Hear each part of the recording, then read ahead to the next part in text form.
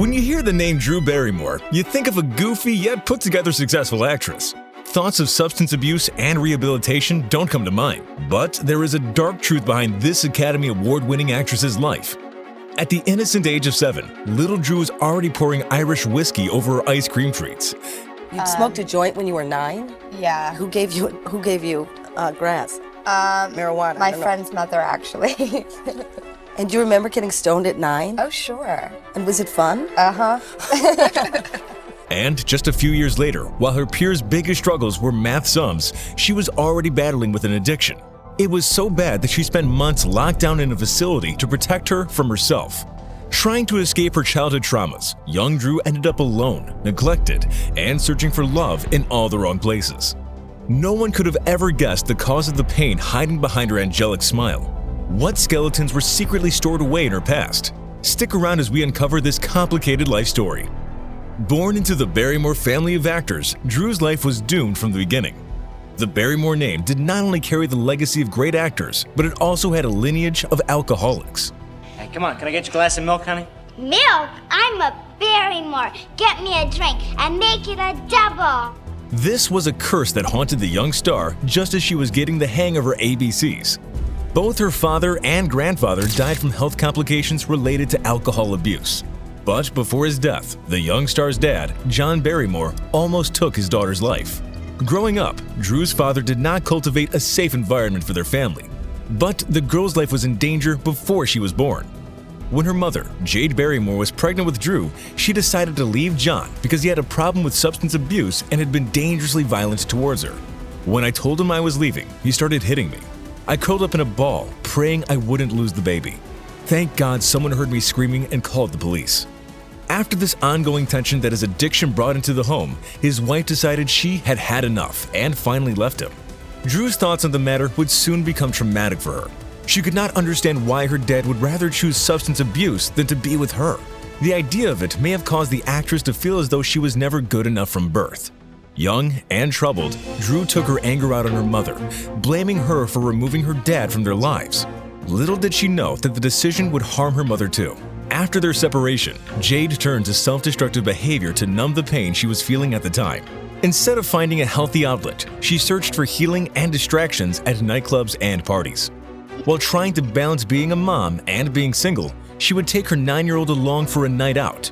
In addition to this, she would leave little Drew unsupervised and free to do whatever she liked, making her exposed to an environment of illegal substances. When we got there, we would stay together for time, then she would go her way and I would go my way. And not knowing about the problem, I was not as scrutinizing as I should have been. You just decided to just let her have some space? Yes. Not only was she surrounded by people triple her age, but those same adults were the ones to encourage her erratic behavior. Guests at Hollywood parties would dare her to consume alcohol until she was completely drunk. At the time, the 7-year-old actress had just starred in what was considered to be one of the highest-grossing films, E.T., and Hollywood parties were where she would spend most of her life. Although crowds and crowds of adults surrounded her, the young star felt lost and alone. With an empty hole that only her parents' love could fill, young Drew searched for an escape through drinking. What started off as little sips at parties quickly turned into an addiction.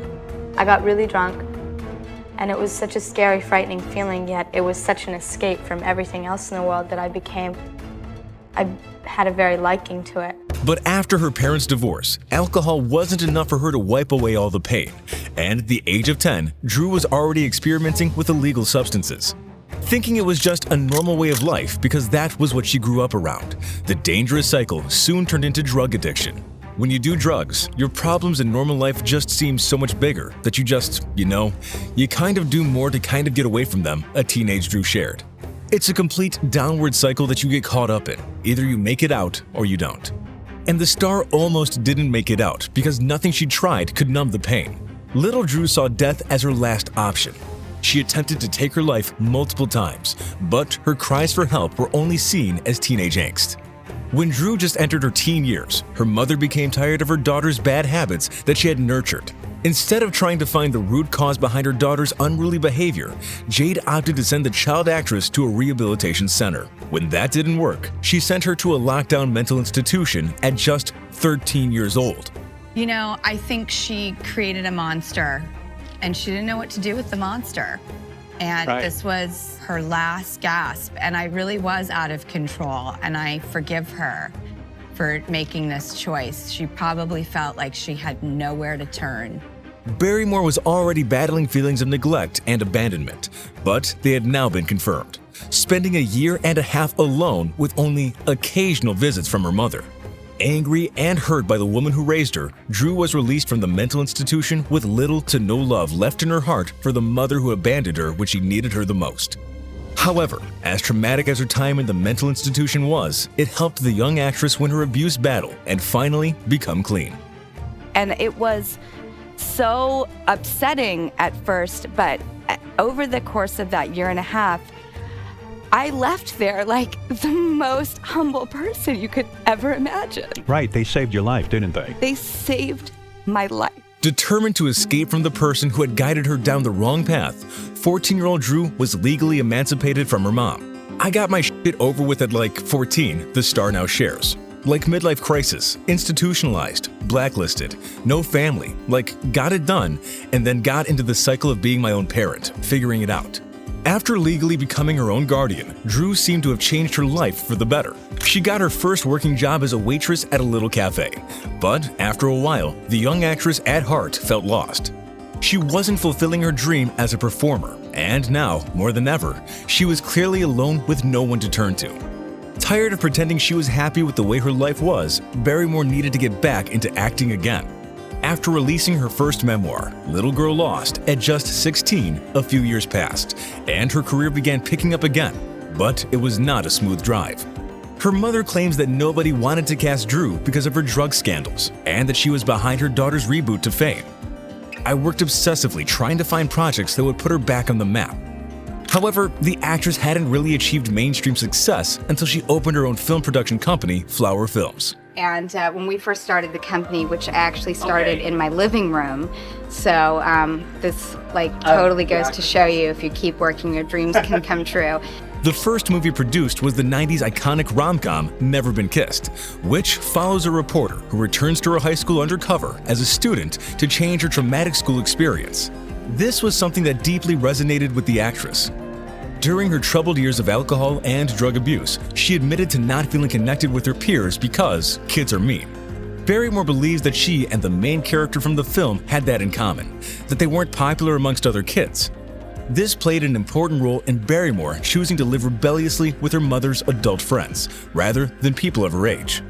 She was like, "Do you want to go to school and get bullied all day, or do you want to go to Studio 54? And I was like, yes, absolutely. I don't want to spend the day with these little fuckers who are just awful.